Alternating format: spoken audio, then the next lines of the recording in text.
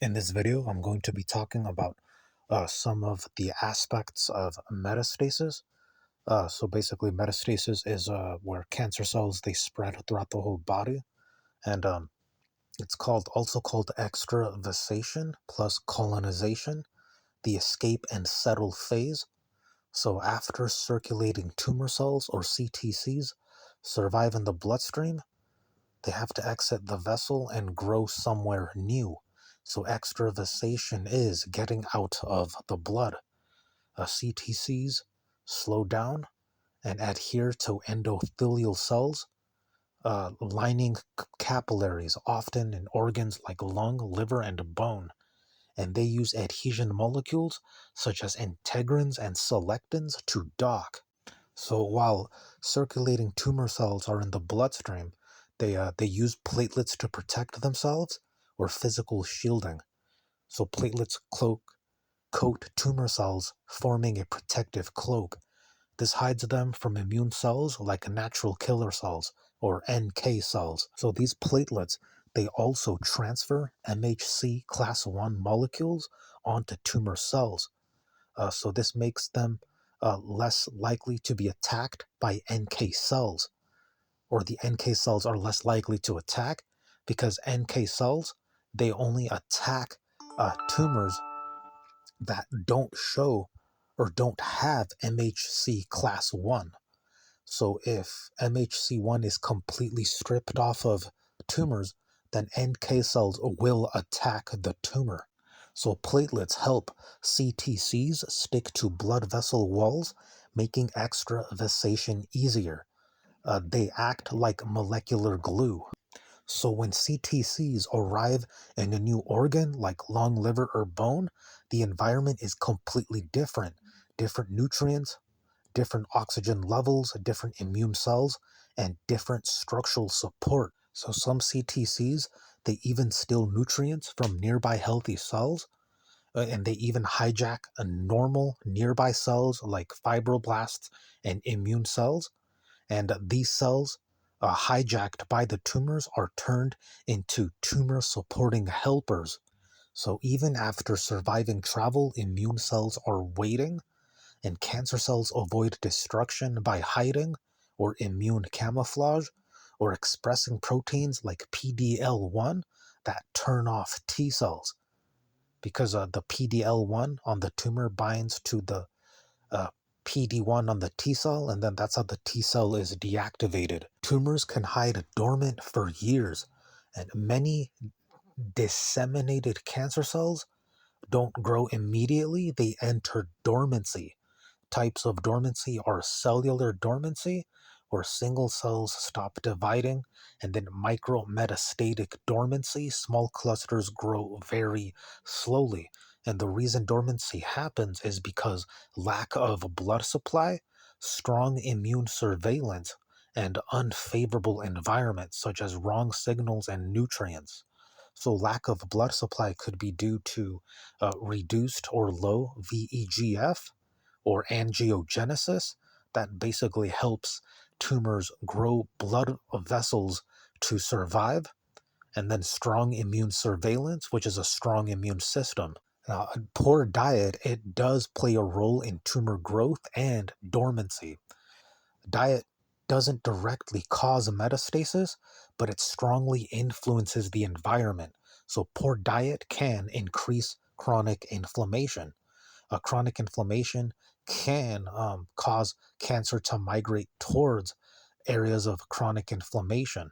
And the problem with chronic inflammation is that it reduces expression of vitamin D receptor and impairs VDR signaling inside cells. And without vitamin D receptor, that's going to also weaken the immune system. Also, persistent inflammation can lead to T cell exhaustion, which I've talked about in my other videos with the chromatin and AP1 loss, and ongoing NFKB. Alters signaling through the T cell receptor, reduces responsiveness to antigens over time, or APCs, that are supposed to train naive T cells. So another way poor diet increases metastasis and extravasation is through the promotion of obesity, where fat tissues release tumor-supporting signals.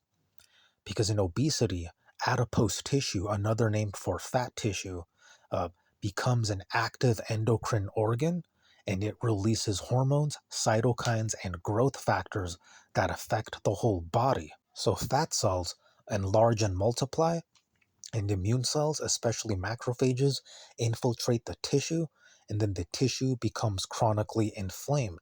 And then a vitamin D receptor degrades, and T cell receptors downregulate as well. Now, enlarged fat tissue releases key molecules that promote cancer development. Some are pro-inflammatory cytokines, such as TNF alpha and interleukin 6. If interleukin 6 is high, that's going to upregulate hepcidin.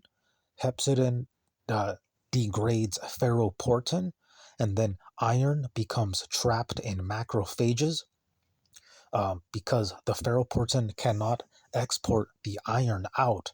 And then tumors, they have the ability to extract the iron from the macrophages to grow from the iron, or the iron trapped in macrophages leads to iron deficiency, and then tumors grow from that because iron deficiency leads to low oxygen or hypoxia, and then that leads to the growth of blood vessels that tumors use to survive. So fat tissue converts androgens into estrogen with an enzyme called aromatase, and then high estrogen levels stimulate cell proliferation and increases risk of cancers like breast and endometrial cancers. Okay, so as I said at the start of the video, that metastasis or extravasation is caused by selectins and ICAM1, VCAM1. So the target is to reduce those factors with the foods, starting with the oranges. Compounds has vitamin C and hepcidin. The effects is reducing NFKB activation. NFKB increases selectins, so which is like the rolling or the actual movement of the cancer cell. So by reducing NFKB, selectins are also reduced. Oranges also reduce ICAM1, VCAM1, uh, which is where the selectins binds onto so that the cancer cell can roll. Next one I have to be careful with, and that is grapes and grapeseed extract.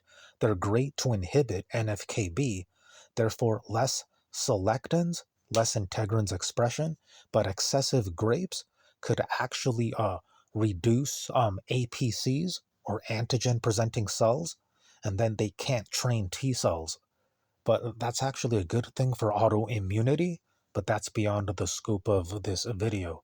Next is apples. Apples can block NFKB, therefore no selectins to bind onto ICAM1 or VCAM1. Next is pretty good. Avocados, monounsaturated fats, vitamin E, reduces NFKB as well, therefore reducing selectins. And probably the top number one here is tomatoes with lycopene. It strongly reduces NFKB. So that means there's probably going to be no selectins. Also, tomatoes also reduces ICAM1 expression as well.